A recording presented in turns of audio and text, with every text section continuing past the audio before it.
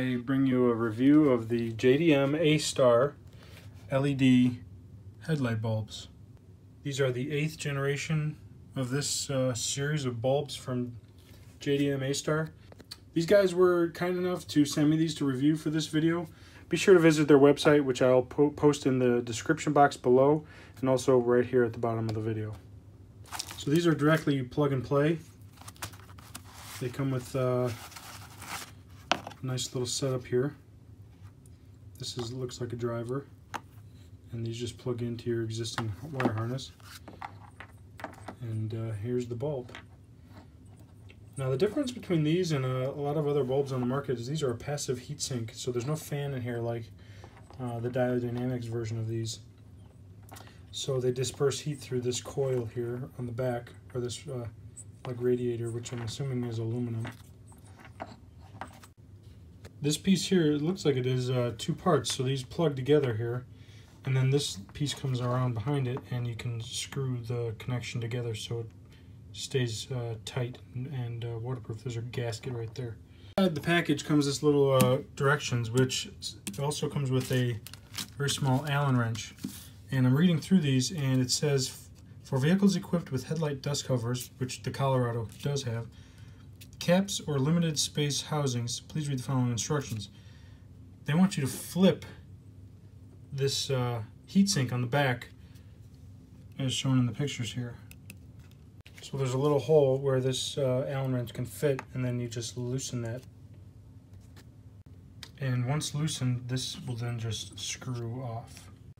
And now that makes sense why this piece disconnects from this driver here, so that you can slide this right off.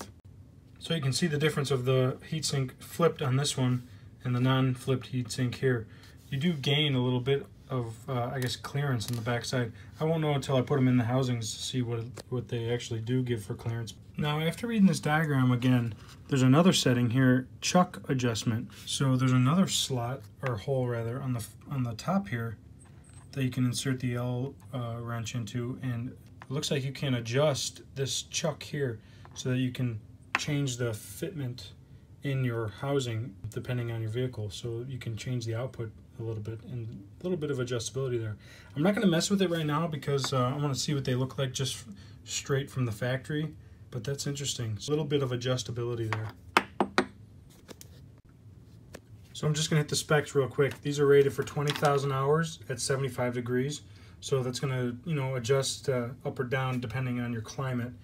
4,000 lumen output per bulb. These are the 8th generations of these JDM Astar bulbs. They have a Philips ZES chip, which I'm assuming is the little diodes there.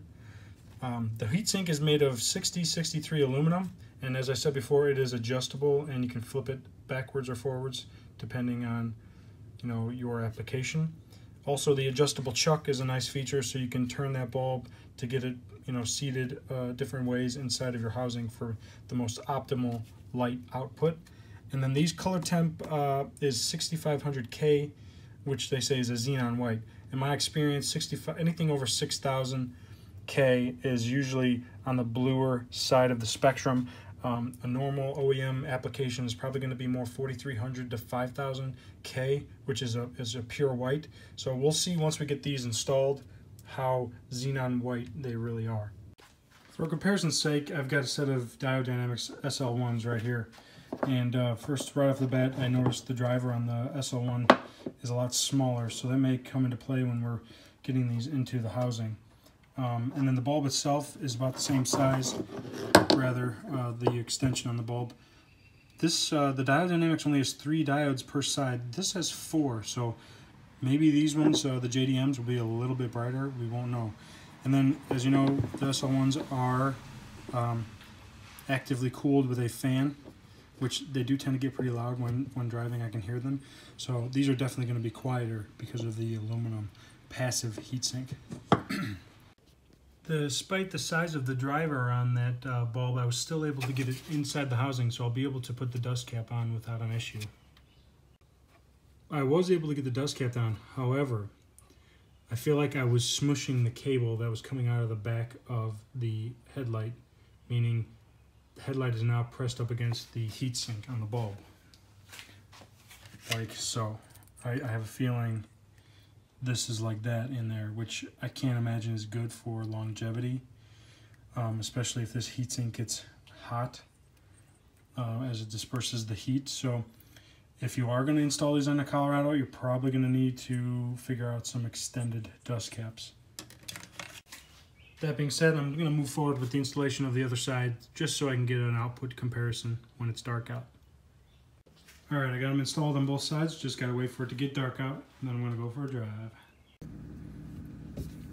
So that's what the output looks like on a garage. I'm just going to take it for a little spin, see how it looks.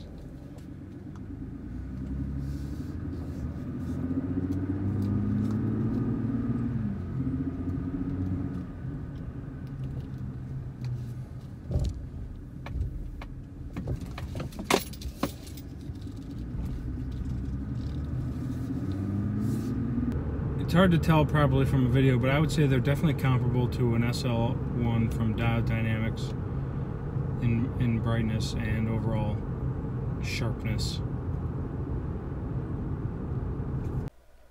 Thanks for watching, guys. My last words about these bulbs is they're definitely an improvement over stock halogen bulbs. They have a lot more lumens. You're getting a lot more light out on the road. They're definitely very easy to install, requiring no other harnesses. They are plug and play.